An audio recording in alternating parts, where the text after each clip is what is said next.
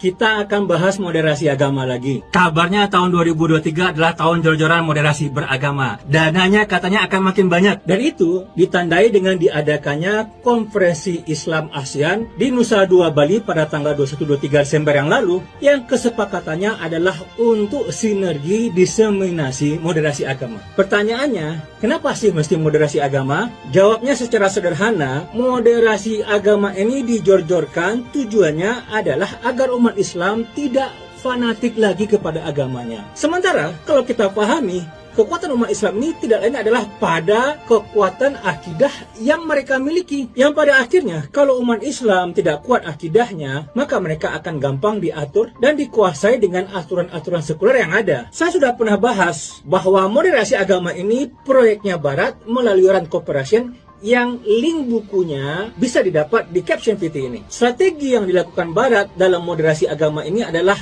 perang istilah. Itu dengan 3 cara. Pertama, mengkriminalisasi sejumlah ajaran Islam dan istilah-istilahnya, seperti istilah jihad, khilafah, khisos, poligami, jilbab, cadar, dan sebagainya. Dengan begitu, umat menjadi takut terhadap istilah dan ajaran yang berasal dari agamanya sendiri. Kedua, dengan cara mengacaukan istilah-istilah dalam ajaran Islam, lalu mereka campur dengan pemikiran Barat agar umat Islam itu kebingungan. Misalnya, merancukan istilah demokrasi itu sama dengan musyawarah, atau kekhilafahan sebagai pemerintahan Islam dengan sebutan kerajaan atau kediktatoran. Ketiga, dengan membuat istilah-istilah baru agar umat berpaling dari ajaran Islam. Misalnya, istilah kafir diganti dengan istilah muwatin. Dan dalam hal ini, mereka memunculkan istilah yang tidak ada dalam Islam, lalu mereka puji sendiri. Seperti misalkan ukhuwah watoniyah, ukhuwah insaniyah, begitu juga dengan Islam wasatiyah atau yang disebut dengan Islam moderat. Dan sebagai lawannya, mereka memunculkan istilah untuk dijadikan sasaran kebencian, seperti Islam radikal dan Islam ekstremis. Nah, itulah strategi perang istilah dalam moderasi agama ini. Dan ini adalah proyeknya Barat melalui Rand Corporation-nya. Harusnya umat Islam, terutama para pemimpinnya dan para ulamanya, menolak tegas agenda Barat ini.